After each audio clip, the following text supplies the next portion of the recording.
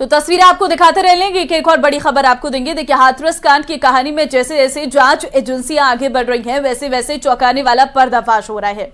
इस मामले में मरने वालों की पोस्टमार्टम रिपोर्ट जहां हादसे की डराने वाली हकीकत बयान कर रही है, वहीं बाबा सूरजपाल सिंह के बहुत बड़े नेटवर्क की कहानी भी सामने आ रही है। देखिए जरा।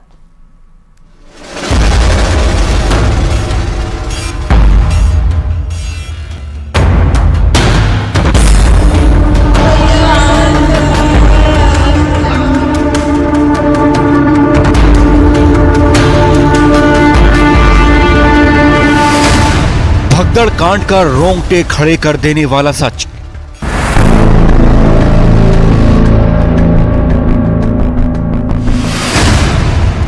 पोस्टमार्टम रिपोर्ट में हादसे की डराने वाली तस्वीर।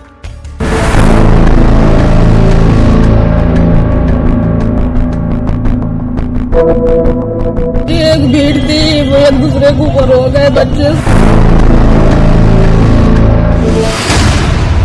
न्यूज 18 इंडिया पर भगदड़ कांड की नई कहानी।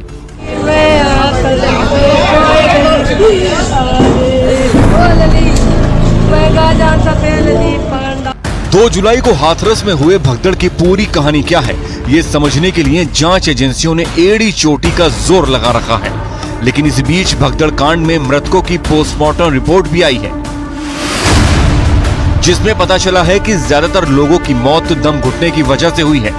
भगदड़ की वजह से लोगों पर इतना दबाव बढ़ा कि कई लोगों की सीने की पसली टूट गई।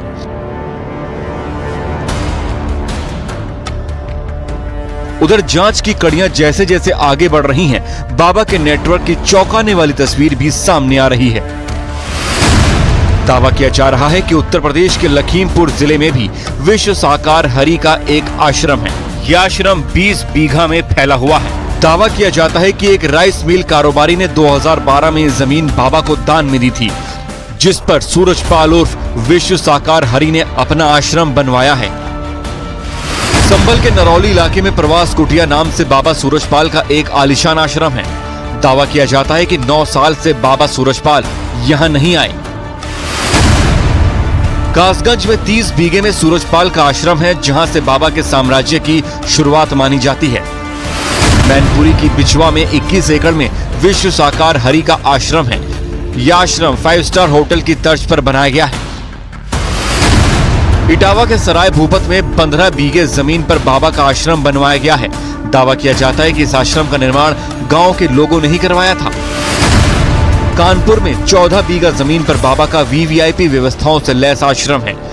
बताया जाता है कि इस आश्रम के लोगों में ऐसी दहशत है कि लोग आश्रम के आसपास से निकलने से भी कतराते हैं। इसी तरह नोएडा के सेक्टर 87 में भी बाबा का एक बेहद आलीशान आश्रम है।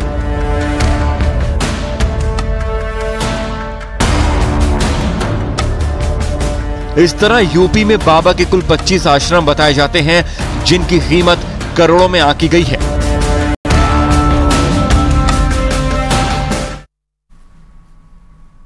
तो हाथरस हादसे के बाद भोले बाबा से जुड़े एक के बाद एक कई रहस्य सामने आ रही हैं।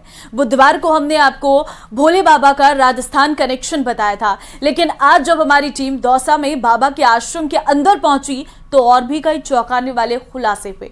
ये रिपोर्ट देखिए।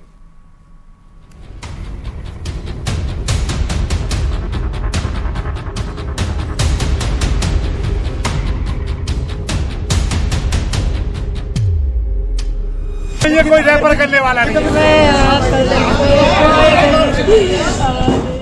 बाबा का आश्रम, न्यूज 18 की पड़ताल। ये दरबार चलता था। यहाँ पर आप तस्वीरें देखिए, अभी भी टेंट लगा हुआ है। बाबा की लेडी ब्रिगेड का पर्दाफाश।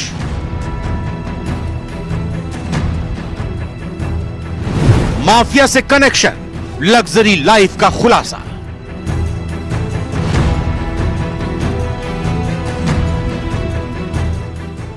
यूपी, एमपी, हरियाणा और राजस्थान, हाथरस वाले भोले बाबा का साम्राज्य सिर्फ उत्तर प्रदेश ही नहीं बल्कि 5 राज्यों तक फैला हुआ था।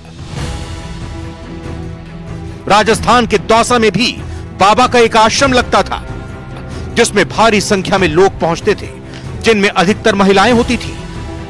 खुद को नारायण का अवतार बताने वाले बाबा का हाथरस की तरह दौसा में भी प्रवचन होता था।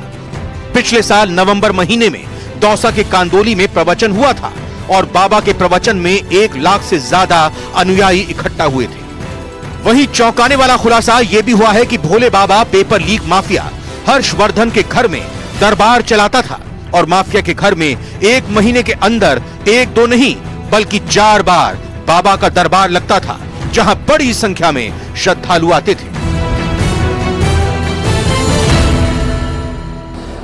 हाथरस की तरह ही राजस्थान के दौसा में भी साकार हरि बाबा का प्रवचन हुआ था। जब राजस्थान में विधानसभा का चुनाव चल रहा था, 7 नवंबर का वो दिन था जब इस लोकेशन पर साकार हरि बाबा ने प्रवचन किया था। और इस जो 7 नवंबर है उससे ठीक 17 दिन पहले प्रियंका गांधी यानी 20 अक्टूबर को यहाँ पर प्रियंका गांधी की विधानसभा चुनाव को लेकर एक रैली हुई थी।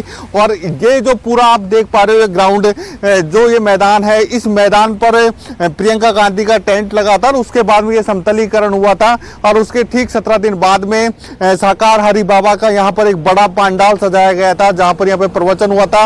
और हाथरस की तरह ही 1 लाख से अधिक की यहाँ पर भीड़ एकत्रित हुई थी। बुधवार को न्यूज 18 राजस्थान ने दौसा में बाबा के आश्रम का खुलासा किया था। इसके बाद हमारी टीम बाबा के आश्रम के अंदर पहुंची, जिसके बाद और भी कई चौंकाने वाले खुलासे हुए। हमारी पड़ताल में सामने आया कि बाबा के माया लोक में ज्यादातर महिलाएं ही आती थी और एंट्री के लिए महिलाओं से बाकायदा फॉर्म भरवाए जाते थे, जिसमें उनकी फोटो लगाई जाती थी। साथ ही उनसे उनका आधार कार्ड भी लिया जाता था, जिसके बाद उन्हें आश्रम में एंट्री मिलती थी। हाथरस कांड के बाबा साकार हरि बाबा का जो राजस्थान कनेक्शन सामने आया है, वो राजस्थान के दौसा में पेपर लीक के जो माफिया हैं हर्षवर्धन मीणा, उनके घर में दरबार लगाया करते थे। और न्यूज 18 राजस्थान पर दर्शक पहली बार दरबार के अंदर की तस्वीरें देख रहे हैं। ये कुछ डॉक्यूमेंट्स हैं, इसमें महिलाओं के फोटो लगे हुए हैं। नारायण साकार हरि की संपूर्ण ब्रह्मांड में सदा सदा के लिए जय जयकार हो, इस तरह का एक फोरम है। और इसमें एक तरीके से बहन सैनिक, मतलब जो भी उसके जो प्राइवेट फोर्स होती थी उसमें महिलाएं भी शामिल होती थी, ये खास बात है। और जितने भी डॉक्यूमेंट यहाँ पर पड़े हैं उसमें अधिकतर डॉक्यूमेंट महिलाओं के हैं। तो खास बात यह है कि जो बाबा का दरबार सजता था उसमें महिलाओं की अधिकता रहती थी, महिलाओं का प्रवेश ज्यादा होता था। और खास बात यह है कि जो दौसा के जो स्थानीय लोग थे या स्थानीय मीडिया कर्मी थे, उनको किसी प्रकार की सूचनाएं नहीं दी जाती थी कि यहाँ कोई दरबार लगा हुआ है। सिर्फ बाहर से उत्तर प्रदेश और हरियाणा से यहाँ पर अनुयायी आते थे। और तस्वीरें हम दिखाने को कोशिश करते हैं। ये एक बक्सा है और इसमें भी कुछ डॉक्यूमेंट पड़े हुए हैं, जिसमें ये क्रम संख्या, मतलब कुल मिला के संख्या लिखी जाती थी कि कितने लोग यहाँ पर आ रहे हैं। यहाँ पर भी महिलाओं के फोरम हैं और ये जो महिलाओं के जो प्रवेश होता था वो यहाँ पर क्या कार्य करेंगी, कौन पानी पिलाएगी, कौन सेवा देगी, इस तरह की पूरा यहाँ पर डॉक्यूमेंट है। बाकायदा सील लगाई जाती थी और उसके बाद में यहाँ प्रवेश दिया जाता था। और इनको हम चेक करते हैं तो इसमें न केवल फॉर्म है बल्कि इसमें आधार कार्ड भी हैं। देखो ये आधार कार्ड भी है। यानी कुल मिला के ये कहा जा सकता है कि जो भी यहाँ पर अनुयायी आता था उसको फॉर्म भराया जाता था, आधार कार्ड लिया जाता था, तब जाकर यहाँ पर प्रवेश दिया जाता था। पेपर लीक माफिया के हर्षवर्धन के घर बाबा जब भी दरबार लगाता था तो उसका पंडाल शानदार तरीके से सजाया जाता था। बाबा लग्जरी कुर्सी और झूले पर बैठते थे। साथ ही हर्षवर्धन के घर बाबा के लिए बेड और सोफा भी लग्जरी था। साथ ही हर्षवर्धन के घर बाबा सिर्फ लग्जरी आइटम और सुविधाओं का ही इस्तेमाल करता था।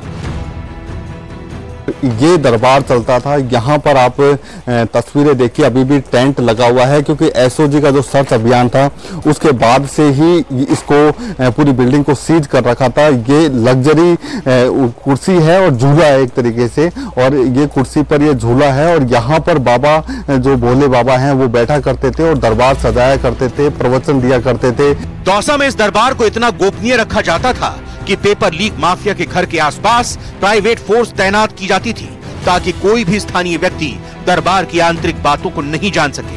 हालांकि जब हर्षवर्धन मीणा का पेपर लीक कांड में नाम सामने आया तो एसओजी ने दबिश देकर हर्षवर्धन मीणा को गिरफ्तार कर लिया और उसके ठिकानों पर सर्च अभियान चलाया, जिसके बाद बाबा का दरबार सामने आया।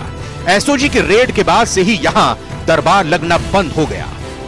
और पेपर लीक माफिया हर्षवर्धन से बाबा के संबंध थे, इसमें कोई अतिशोक्ति नहीं है, लेकिन पेपर लीक प्रकरण में कितनी लिप्तता थी यह हो सकता है कि एसओजी पूछताछ करे। लेकिन जो हर्षवर्धन मीणा है उसके संपर्क में जो ये भोले बाबा हैं जिसके कारण यह हाथरस का कांड हुआ है वो उनके संबंध में था और उनके घर पर यहाँ पर दरबार सजाया करता था। ऐसे में जो राजस्थान का कनेक्शन जो भोले बाबा का सामने आया है उसमें पेपर लीक माफिया से उसके संबंध जुड़े हुए हैं। आशीष शर्मा, न्यूज़ 18, दौसा।